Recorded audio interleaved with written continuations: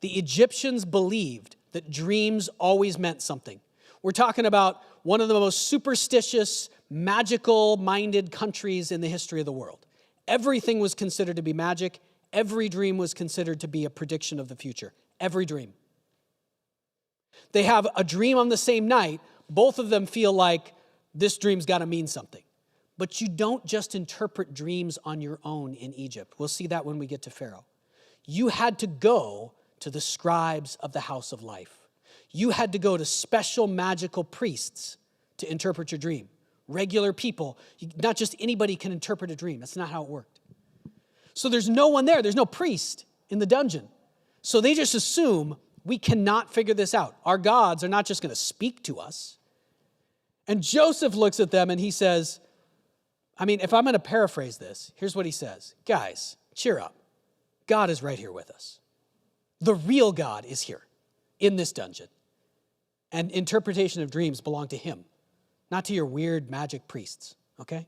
Tell me your dreams. So he interprets the dreams, okay? We are going to jump forward here, and we're going to jump all the way to the throne room. Most of you know the story about how he interprets the dreams in the dungeon, right? The dreams they're a pair, and they both have a 3 in them. One has 3 vines. The other has 3 baskets of bread. The guy's like the baker's trying to balance 3 baskets of bread on his head. And Joseph immediately tells them, without consulting God, anything else, he says, I know what your dreams mean. The 3 means 3 days. It means something is about to happen almost immediately to you. And one of you is going to die, and the other one is going to become a high official again. It also shows you what Pharaoh was like. What Pharaoh actually does right after that is Pharaoh throws a big party, and as sort of the centerpiece of his big party, he calls his 2 high officials up from the dungeon, and he promotes one, you're back in the government, and the other one, you get impaled on a stake. This is the centerpiece of Pharaoh's dinner party. You want to go to Pharaoh's dinner party? Probably not. He is not a nice guy, okay? Pharaoh is not a nice guy. And that's important to remember because you are about to see how bold Joseph is. Joseph is not, no one even talks to Pharaoh like he's a real person. We were talking about this in Bible study this morning. They are so terrified of him, even the most powerful people in Egypt. Joseph is about to get dragged out of this dungeon, and he talks to Pharaoh like Pharaoh's just a regular guy. You're not a god. I know God. You're not him. Here's what happens next. He sits in the dungeon for 2 more years. 2 more years. You would think the guy would have helped him get out. The guy who was promoted would have helped him get out of the dungeon. Nope. Does Joseph lose faith during these 2 more years? What's something you've been waiting for a long time for God to do for you?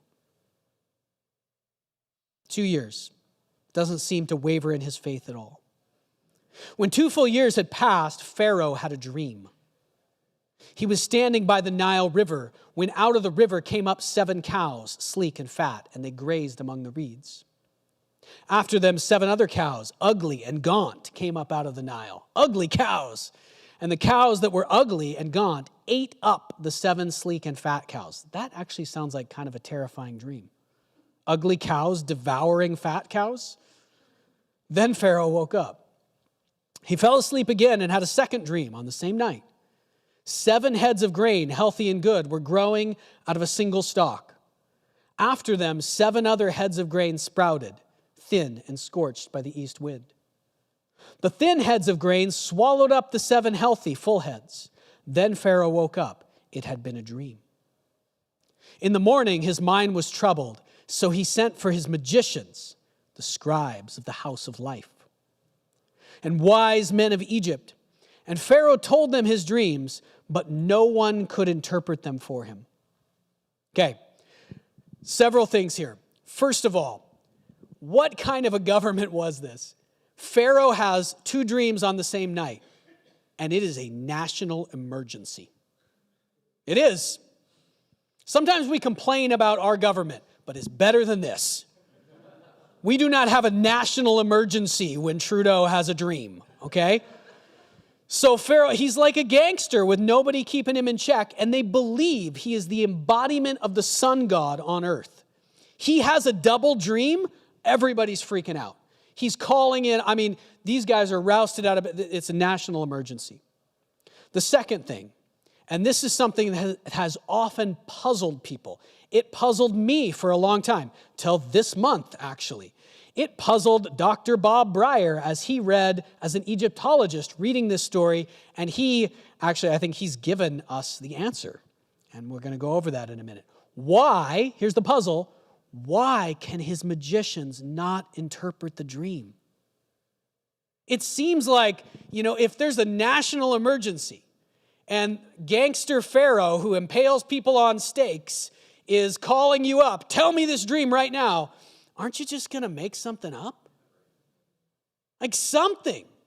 Are you going to really look at the sun god, the guy who thinks he's God on earth, and tell him, I don't know how, I know it's my whole job to know how to do this, but I don't have any idea what your dream means. Furthermore, the dream doesn't seem, it could have lots of different interpretations, sure, but it's not like that hard to come up with some kind of interpretation, right? 7 ugly cows eating 7 healthy cows. Okay, let's come up with something.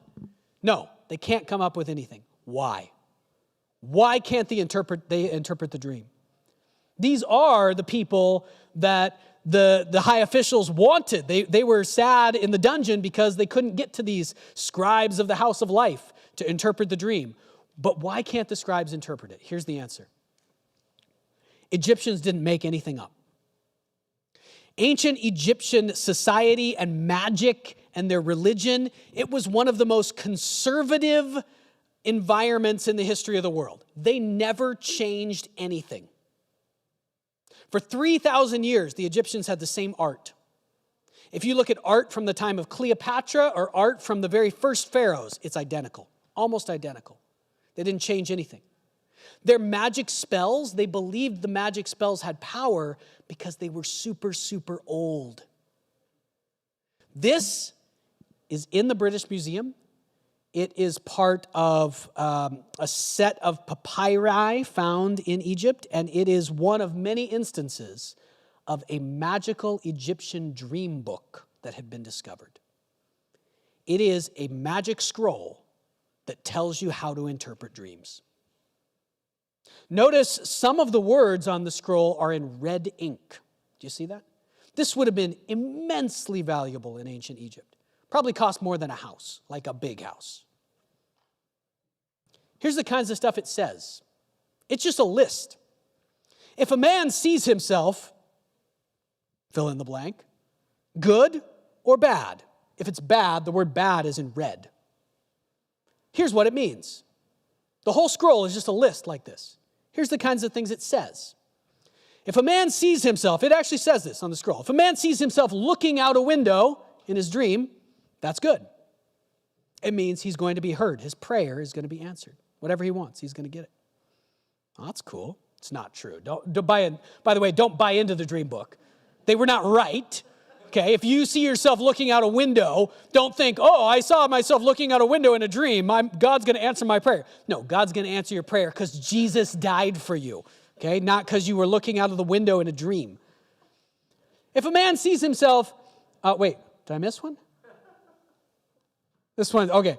If a man sees himself in bed and his bed is on fire, that's bad. It's really bad. It means he's driving his wife away. I think that's the funniest one in the whole scroll to me. Okay? But still, if you see yourself in bed and your bed's on fire in a dream, it does not mean you're driving your wife away. Okay? They're not right. Okay, so this is the answer, guys. The reason these dream interpreters, and this made so much sense, this one fact made the whole story of Joseph just click into real life history for me. They can't interpret the dream because it's not in the scroll. These priests don't make things up. It's somebody 3,000 years before them who made this up, or whatever.